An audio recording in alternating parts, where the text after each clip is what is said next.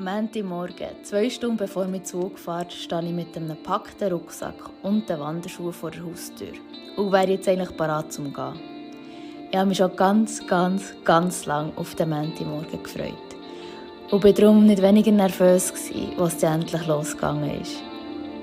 2 Stunden später hocke ich mit Sack und Pack im Zug und fahre mit dem Zug aus Bern raus. Nochmal ein paar Stunden später bin ich dann an diesem sonnigen Herbsttag auf etwa 1100 Meter über Meer angekommen. Dort bin ich einen schmalen Wanderweg am Wald entlang gelaufen.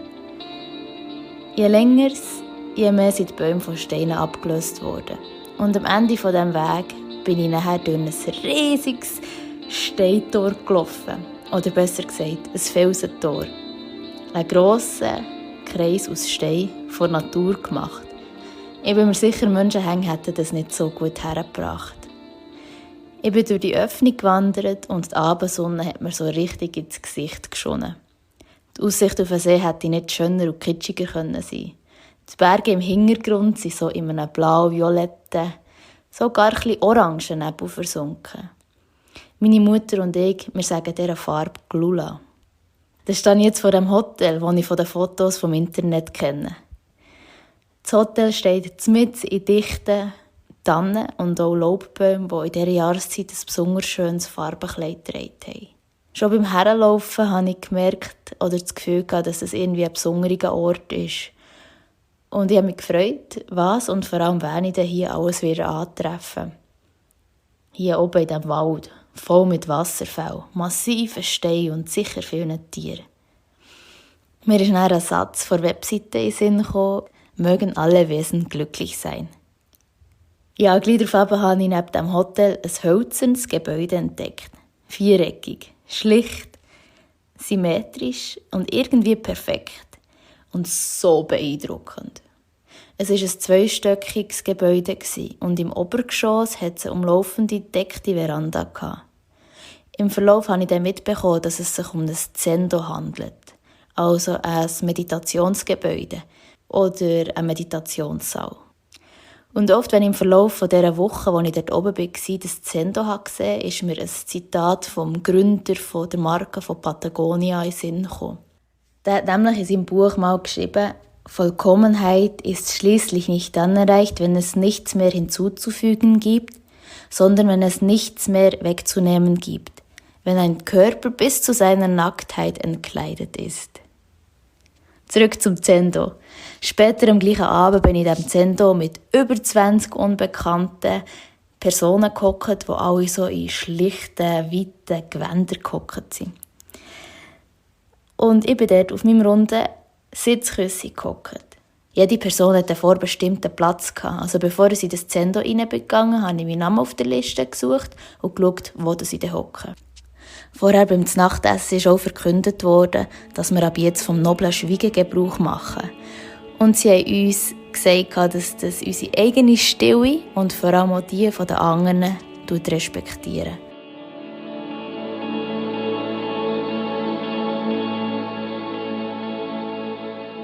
In dieser Awesome Range of Freedom Episode gibt es ganz klar ein Vor- und ein Nach dem Erlebten. Zwischen vorher und nachher ist für mich gefühlt eine Ewigkeit vergangen.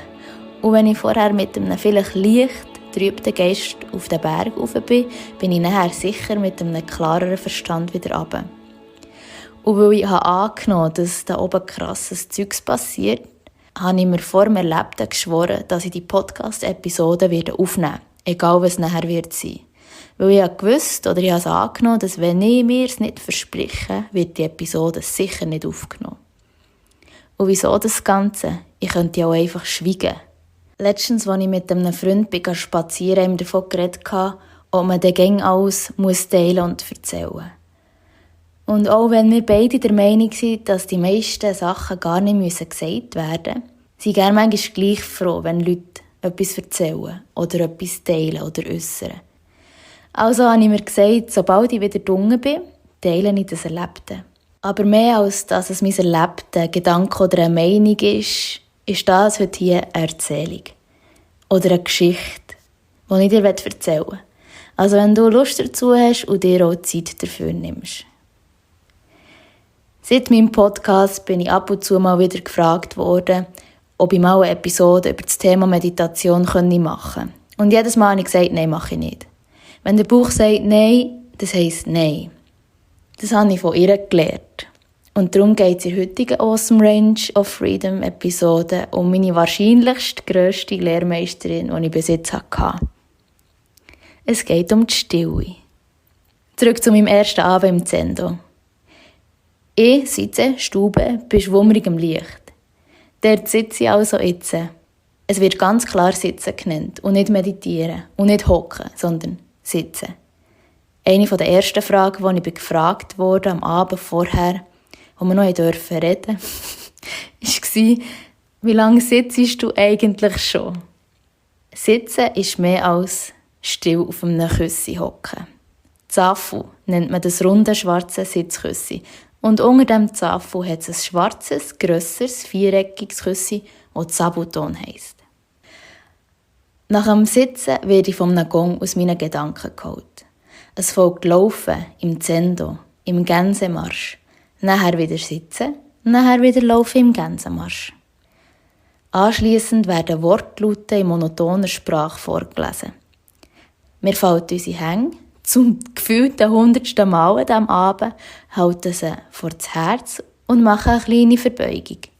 Gascho wird das Zeichen von den gefalteten Händen vor dem Herz genannt. Ich gehe ins Bett. Ich habe wirklich so gedacht, oh je, das habe ich jetzt davon, wenn ich mich nicht genauer informiere, was ich mache. Ich höre mich noch sagen daheim und meinen Leuten sagen, dass ich ja mich nicht mehr informieren wollte, sondern mich überraschen, was denn dort oben alles passiert. Ich habe vom Kurs gelesen und habe mich angemeldet. Nachdem ich das gemacht habe, habe ich mich auch nicht mehr gross damit beschäftigt, was das überhaupt ist, was dort oben praktiziert wird. Ich habe gefunden, ich gehe dann mal schauen. In der Beschreibung von dem Kurs ist Folgendes gestanden. Wir üben ernsthaft und spielerisch eine Woche lang mehr oder weniger traditionelles Zen-Kloster. Täglich sind ca. 10 Perioden Zazen und Kinhin, Sitz- und Gehmeditation vorgesehen. Wir rezitieren Sutratexte, machen Niederwerfungen und üben uns in achtsamen Tun des Samu, Mitarbeit in Haus und Garten. Die Mahlzeiten nehmen wir im Oryoki-Style ein. Auch stehen Taishos, Vorträge, auf dem Tagesplan, sowie auf Wunsch Einzelgespräche, Dokusan. Ansonsten befinden wir uns während des ganzen Aufenthaltes in noblen Schweigen. Auch, abenteuerlustige Anfänger sind willkommen. Ich bin aus dem Zendo in mein Zimmer, das ich hatte, nehme mein Necessaire und gehe ins Bad. Und merke, fuck, ich habe meine Zahnpasta vergessen. Und zuerst habe ich gedacht, ja, macht ja nicht, ich kann ja einfach jemanden fragen. Aber wie willst du jemanden fragen, bei noblem Schweigen, ob man Zahnpasta brauchen darf? Ich habe ein Zettel geschrieben und im Bad aufgehängt. Es wäre schön, wenn ich von jemandem die Zahnpasta brauchen und bin ins Bett.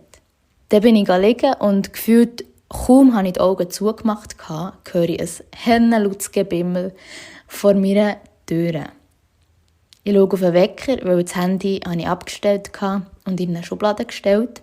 5:28 Uhr. Ich lege mich an, gehe ins Bad und sehe dankbarerweise eine Zahnpasta neben dem Zahnbürstchen mit meinem Namen drauf. Nachher, kaum bin ich draussen war, ist es schon wieder losgegangen. Draussen in der Dunkelheit schlägt eine Person mit einem Holzhammer hure fest auf ein hängendes Holzbrett. Das habe ich mir näher sagen, ist der Hahn. Der Hahn ist ein Holzbrett mit einem Hammer zur Ankündigung von Sitzungen. Punkt 5:30 sitze ich auf meinem Zafu im Zendo. Ich versuche mal, den Innenraum von diesem Zendo zu beschreiben. Also dann laufe ich die Stege rauf, dann kommt eine Holztür. Ich gehe dort rein, mache Gascho, die Hängfalten vor meinem Herz und mache eine Verbeugung vor dem Altar, wo der Buddha-Figur drauf steht. Links von dem Buddha-Altar und rechts von dem Buddha-Altar hat es eine Reihe mit Sitzküssen und alle, die dort drauf sind, die schauen gegen die Wand.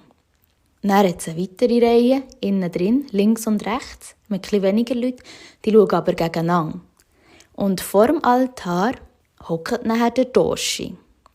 Ich komme dann noch zu dem, was ein Doshi ist. Aber es ist so wie ein U und im untersten Teil des U ist der Altar und im obersten offenen Teil des U hockt der Doshi. Und hinter dem Doshi war die Balkontür und von dort aus hast du nachher, wenn es hell war, auf einen Wald gesehen und auf einen See und auch auf Berge. Also die nächsten Tage werde ich jeden Tag genau das Gleiche machen. Am Morgen früh 30 Minuten Sitzmeditation, 10 Minuten Gehmeditation. 30 Minuten Sitzmeditation, 10 Minuten Gehmeditation. Dann gibt es zum Morgen. Dann gibt es eine Stunde Arbeitsmeditation, also Samu. Anschliessend sitzen, gehen, dann ist wieder sitzen, dann ist wieder gehen. Und dann ist achtsames Rumlaufen draussen in der Natur. Dann gibt es zum Mittag. Dann wieder sitzen, gehen, dann gibt es Tee im Zendo, gefolgt von einem Vortrag, gefolgt von achtsames Gehen draussen im Freien und anschliessend gibt es die Nacht. Zwischen all diesen Sitz- und Geh- und so Sachen gibt es auch immer wieder Texte, die rezitiert werden. Genau genommen werden Mantras und Sutras vorgelesen. Ein Mantra ist im weitesten eine magische Formel. Das kann eine Silbe sein, ein Wort oder auch ein Vers. Ein Mantra wird auch als machtvollen heiligen Klang gesehen, wo eine besonders spirituelle Wirksamkeit zugeschrieben wird. Sutras sind die Lehren und die Lehrreden vom Buddha.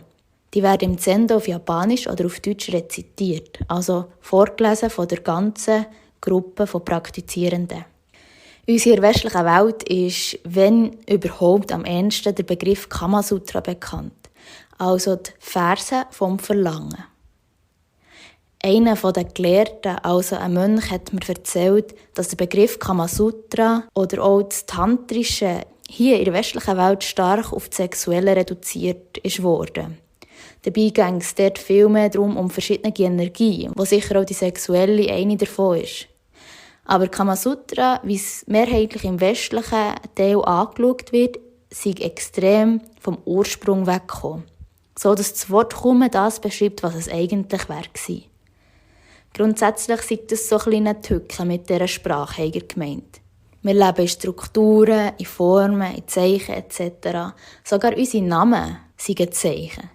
Die Sprache, die wir sprechen, ist auch eine Art Form und unsere Gesellschaft ist auch ein System.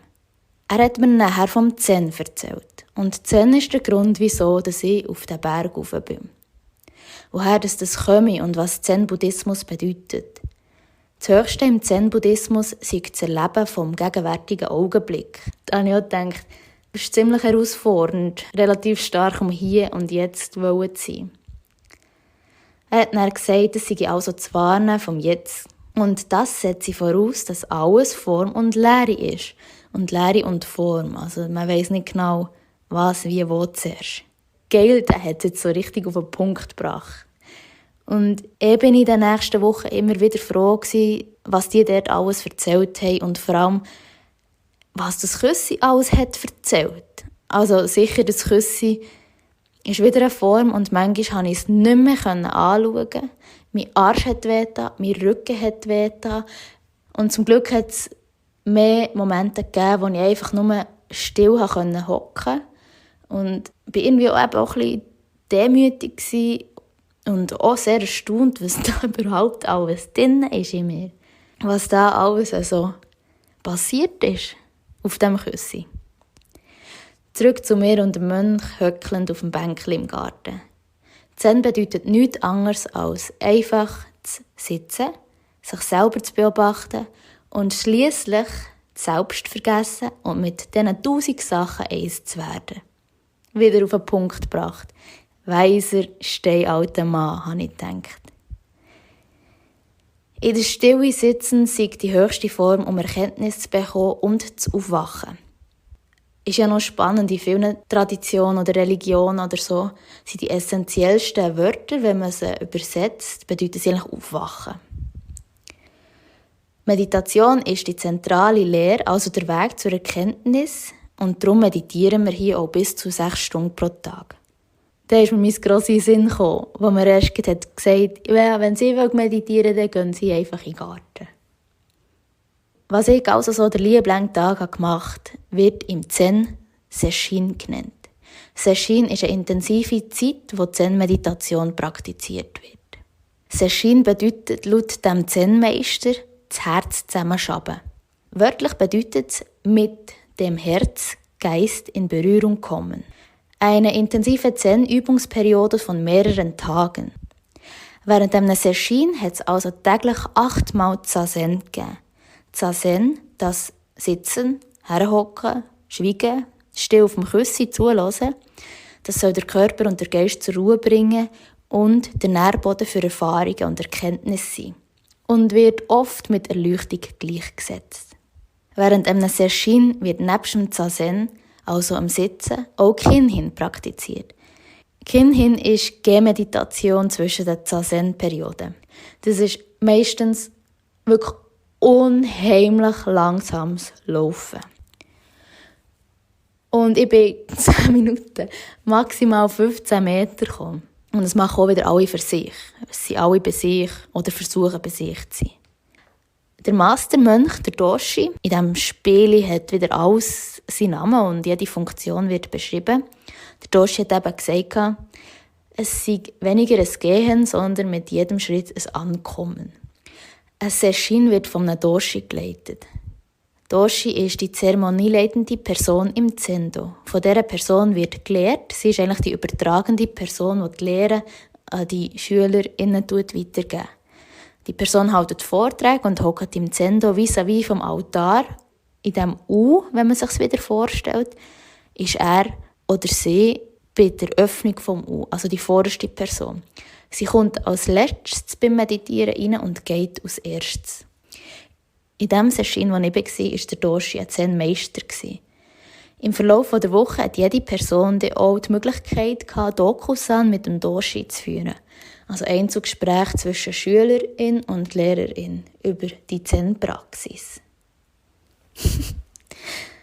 Dann weisst du jetzt etwa grob, wie so ein Zazen abläuft.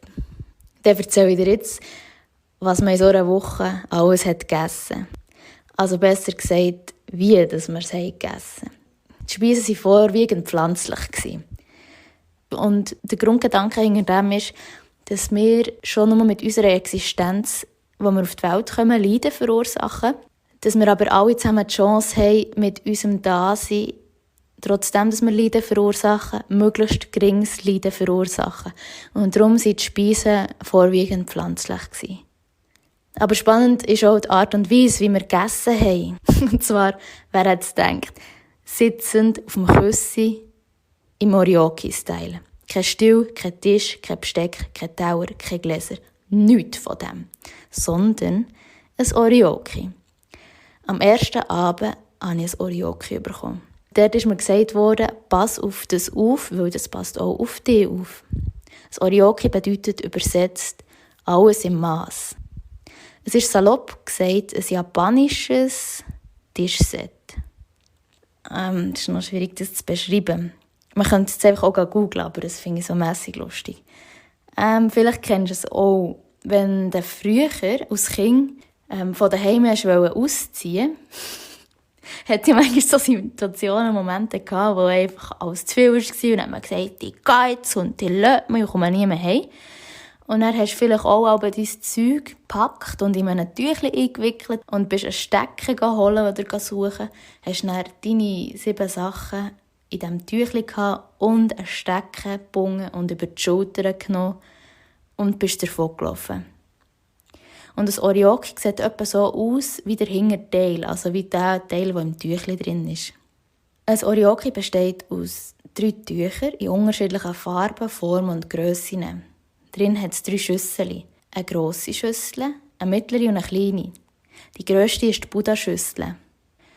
Und dann ist noch so ein Schaber und ganz viele so kleine Sachen, die dein Zeug drin verräumen kannst. Also das Oryoki ist so wie eine Falttechnik, für dein Besteck aufzubewahren. Nachher isst du mit dem und dann tust du es wieder abwaschen und wieder verräumen. Und nach dem Essen habe ich gedacht, ich muss irgendwie lernen, wie ich mit so einem Oryoki essen kann, sonst bin ich im Arsch. Weil die nächsten Tage verhungere ich, sonst, wenn ich es nicht beherrsche oder bin ich extrem langsam. Oryoki ist entweder der Auslöser von einem Magengeschwür, wenn du es nicht lernst, oder es ist eine wunderbare Art und Weise, wie man achtsam mit Essen und Trinken und Geschirr umgehen kann.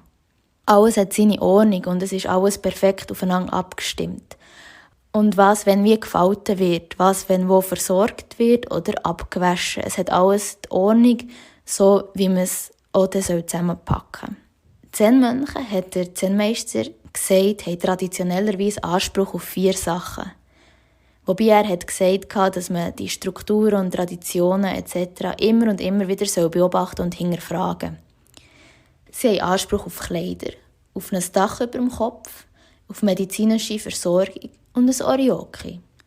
Die Kleider und das Oryoki werden beispielsweise auch immer auf Kopfhöhe umgedreht. Also wenn man rumläuft, hat man das Oryoki mit beiden Hängen vor dem Kopf. Und es wird beim Abstellen auch immer auf etwas Höherem abgestellt. Es soll Wertschätzung verdienen, so Zen. Also in meiner Freizeit, die ich hatte, habe ich mich gerade mit dem Oryoki auseinandergesetzt. So ein Teil lernt einem noch viel. Zum Beispiel habe ich von einem Oryoki wieder gelernt, was es bedeutet, im Moment zu sein und vor allem nicht schauen, was andere machen. Wenn man bei anderen schaut, was sie machen, verliert man den Faden und man muss immer wieder bei den Falltechniken von vorne anfangen. Und das ist echt unheimlich zeit- und energieintensiv. So Zen, wenn man sieht, dass andere Fehler machen, bedeutet das schlicht und einfach, dass man nicht bei sich ist. Und sich eingesteht, dass man nicht bei sich ist eine Lektion für sich. Nachher das Abwaschen. Beim Oryoki tust du nicht mit Wasser und Seife deine Schäle etc. ausputzen. Nein, du nimmst einen Schaber, den du hast, und der hat so ein Stoffbitzli unten dran. Und mit diesem Stoffbitzli tust du alle Essensreste in deinen 3 Schüsseln zusammenschaben und essen. Zazen, habe ich vorhin gesagt, bedeutet im weitesten auch das Herz zusammenschaben. Und so wie beim Zazen tut man auch beim Oryoki alle Bitzli zusammenschaben. Ja, dann isst du das Zeug, das noch die Reste dort sind, und dann putzt es mit deinem Späufer. Und früher oder später kommt dann eine servierende Person und tut Wasser in deine grösste Schale, in die Buddha-Schale. Du tust dann Schüssel für Schüssel deine Utensilien waschen, abtrocknen, einpacken. Gerade nach dem ersten Essen habe ich gemerkt, ich muss mein Oryoki irgendwie kennzeichnen, so dass sicher niemand meins nimmt und ich ganz sicher niemandem anderes seins habe zum Essen, weil ich nicht aus einem Oryoki von jemandem anderes essen. Vor und nach dem Essen wird Dank ausgesprochen. Und beim Mittag machst du immer auch ein kleines Menü. Also nimmst du nur ganz wenig aus dem Schüsseli vom Grossen, vom Mittleren und vom Kleinen. Und du hast dann das Essen, das du rausgenommen hast, auf den Oberteil vom Schaber. Das ist dann das Essen für die heiligen Geister. Und es wird dann von der servierenden Person eingesammelt und anschliessend unter einem Baum draussen in der Natur verteilt. Mahlzeiten werden jeweils von 3 Personen serviert. Und einmal war ich eine davon. Leider etwas früher, als es mir lieb war. Und ohne Scheiß, ich war so nervös. Wenn ich so zurückdenke, hatte ich in meinem Kopf etwa 1000 Fragen gehabt. Banalitäten, die ich einen Tag vorher noch nicht mal gewusst habe, dass es das gibt, aber die in diesem Zen-Setting halt wichtig waren. Das Schöne war, es hat dich niemand verurteilt, wenn es verkackt ist. Aber Fragen wie, wann mache ich Gasho, wann mache ich den Knick, welche Hang brauche ich für die Buddha-Schüssel, wenn tue ich Wasser geben, wenn tue ich Gomasio geben. Gomasio ist so Salzmischung. Und ich darf unter keinen Umständen vor dem Buddha-Altar durchlaufen und Seiten wechseln. Und ich darf auch nicht den Leuten ins Gesicht schauen. Ich muss wegschauen, wenn sie Gaben für die Geister geben. Sonst ist es unhöflich. Und ich darf wirklich unter keinen Umständen vor dem Buddha-Altar durch. Und die Person vor mir soll es auch nicht verkacken, weil sonst weiss ich nicht, wenn ich dran bin. Und ich soll es auch nicht verkacken, sonst hat die Person nach mir ein Durcheinander. Am besten verkackt einfach niemand etwas. Ich war nervös. Der Ino, das ist eine Person, die Sesshin Alben hilft leiten, aus Unterstützung vom Doshi, hat mir genau angesehen, dass es jetzt auch ein bisschen anstrengend ist für mich. Und sie hat meinen Namen gesagt und gemeint, it's just a game. Und das war genau das, was ich in diesem Moment brauchte. Mir ist schon bewusst, it's just a game, aber das von ihr zu hören, hat so richtig gut getan. Und dann konnte ich mit Freude meine Sachen machen. Kleiner Zeitsprung. Jetzt befinden wir uns nach dem Morgenessen. Und jetzt kommt eigentlich der Teil, wo ich mich schon sehr lange fest darauf gefreut habe. Samu heisst der. Oder anders, Arbeitsmeditation. Alle haben sich ein Ämtli ausgesucht. Es wird auch während dem Ausführen des Ämtli nicht geredet.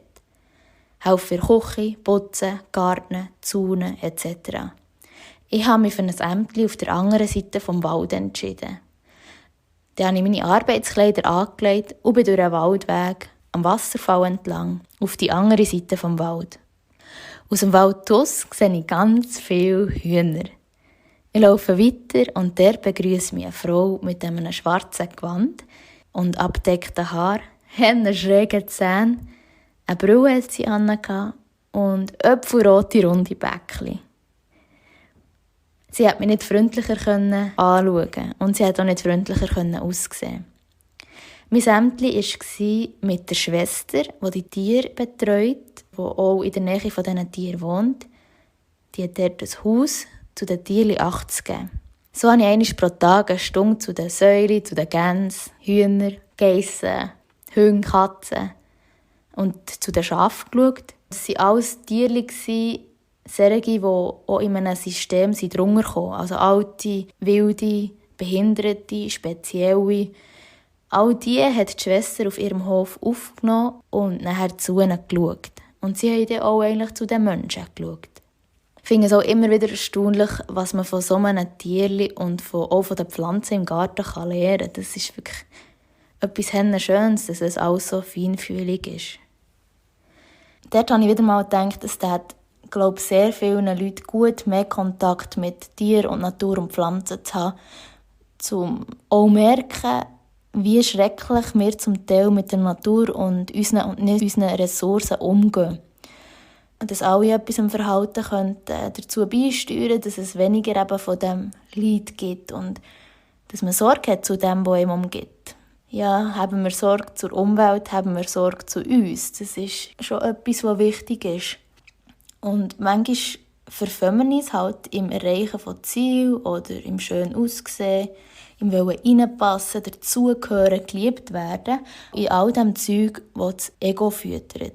Und wir vergessen oder vernachlässigen, was es sonst noch alles gibt. Gescheiter würden wir alle, glaube ich, an Tiere füttern, dann käme nämlich auch einiges an uns zurück. Mir kommt wieder eine Situation mit dem Mönch auf dem Bänkchen in den Sinn. Ich habe ihn gefragt, ob er mir echt seine Ansicht sagen könnte zur Frage, was haltet alles zusammen? Er hat dann gelacht und gesagt, das ist die Frage. Und hat mir es dann so erklärt, wie eine Zwiebel. Äusserste Schicht, man hat Emotionen, Wahrnehmungen, Gefühle, Bedürfnisse etc. Nächste Schicht kommt vielleicht unser Körper. Wir haben Nägel, Haut, Knochen, Fleisch, Muskulatur, Gefäße. Und weiter unten ist das Bewusstsein, also das Ich, oder wie man das dann auch nennen will. Und noch weiter unten ist alles andere, was wir nicht wissen. Er hat mir dann viel erzählt von Quantenphysik. Er war Physiker in seinem Beruf und hat nebenan Zen praktiziert. Und dann haben wir viel darüber geredet, was dort sein könnte. Und er hat eben gesagt, das ist der Grund, wieso wir sitzen, um so tief wie möglich zu gelangen, wie es nur geht. Und wahrzunehmen, was dann alles zusammen verbindet. Er hat mir dann gesagt, er fände es wichtig, sich von Zeit zu Zeit zu fragen, was möchte ich denn wirklich? Und das ist eine Frage, die kommt immer wieder. Aber dann von ihm das zu hören, dass er sagt, was möchte ich denn wirklich? Das hat schon heute schnell geschüttelt. Und ging wieder die Strukturen und Zeichen, Lehre und Formen. Dann bin ich 44 Mal auf dem Küssi gehockt. Und in Stille passiert einiges. Das muss ich, glaube ich, niemandem sagen. Es sind oft die Momente, wo wir allein sind für uns, die am meisten passieren. Kein Wunder hat man unter der Dusche die besten Ideen. Dort ist man allein, hat keine Ablenkungen. In Stille passiert so unheimlich viel spannendes Zeug, dass es schon sehr essentiell ist und auch gängig wird sein. Und was da alles drunter ist schon spannend. Einmal an einem Abend konnte ich nicht mehr meditieren. Ich habe gemeint, ich gehe drauf. Wirklich, es hat mir alles so wehgetan. Jede Sekunde, die vergeht, ist einfach zu viel. Es tut alles so weh und ich kann nicht mehr. Die Sitzposition war ultra anstrengend und ich war so müde, dass ich fast von meinem Küsschen auf das Omi nebendran gefallen bin. Ich wusste, jetzt kommt dann nochmal so eine halbstündige Meditation. Das war wirklich ein Horrorgedanke. Ich habe mich versucht abzulenken. Manchmal hilft es, wenn man sich reingibt, manchmal hilft es, wenn man sich ablenkt. Dann ist mir ein Doshi seine Aussage vom vorigen Tag in den Sinn gekommen und er hat gesagt, dass ein System im wesentlichen Sinn unterstützend sein sollte. Also ein Zazen oder ein Sesshin gibt einer Person Struktur, dass sie wahrnehmen darf, was alles ist und sich nicht die ganze Zeit entscheiden muss, wie lange ich meditieren will, wo soll ich herhocken, was ich dazwischen essen. Nein, es ist alles schon vorgegeben, dass man eigentlich nur herhocken und die Stille wahrnehmen kann. Und er hat auch gesagt, dann ist es dann auch schön, wenn wir auf unsere Bedürfnisse hören und merken, dass das System nicht passt. Es gibt so Momente und meine verkrampfte Haltung auf dem Küsschen war einer davon. Er hat dann gesagt, der Hund wedelt ja mit dem Schwanz und nicht der Schwanz mit dem Hund. Und so sollte eigentlich eine Struktur unterstützend sein für uns. Man kann das jetzt aus ganz vielen verschiedenen Blickpunkten anschauen. In der Meditation sollte das System aber unterstützend sein, dass es einem wohl ist. Ich habe Hände gehadert mit «Soll ich jetzt gehen? Soll ich jetzt bleiben?» Weil ich so müde war. Ich habe mich entschieden, bin aufgestanden und bin schlafen. Und ich war an diesem Abend wirklich froh, dass ich mich gegen das System für mich entschieden habe. Am letzten Tag haben wir das Haus aufgeräumt, zusammen gemörgelt und auch angeregt und gespannt uns austauscht überhaupt das, was passiert ist. Und dann sind alle ihre Wege gegangen. Hey, mit dem Schiff, Auto oder mit dem Zug. Ein paar sind sogar heimgelaufen. Und mein Herz ist wirklich sperrangelweit offen und meine Gedanken waren ein bisschen fokussierter. Mit dem Wissen, dass wenn ich dann wieder in meinen Alltag habe, das könnte getrübt werden. Und auch mit dem Wissen, dass ich jetzt ein bisschen mehr weiss als vorher, aber irgendwie vom Grossen und Ganzen, wie das funktioniert, überhaupt keine Ahnung habe. Aber auch das ist okay. Und ich habe mich halt schon gefreut, dass ich jederzeit auf ein Küsschen hocken kann und mich halt auch daheim fragen, was möchte ich wirklich. Ich habe mich eigentlich gerne dabei. Dann bin ich so froh gewesen, dass ich das Flämmchen im Bauch habe und dass ich jederzeit die Möglichkeit habe, Sachen zu verändern. Und dass ich die Möglichkeit habe, Sachen, die ich halt nicht ändern kann, akzeptieren. Aber um das zu lernen, muss ich auch noch einige Zeit sitzen, stauben.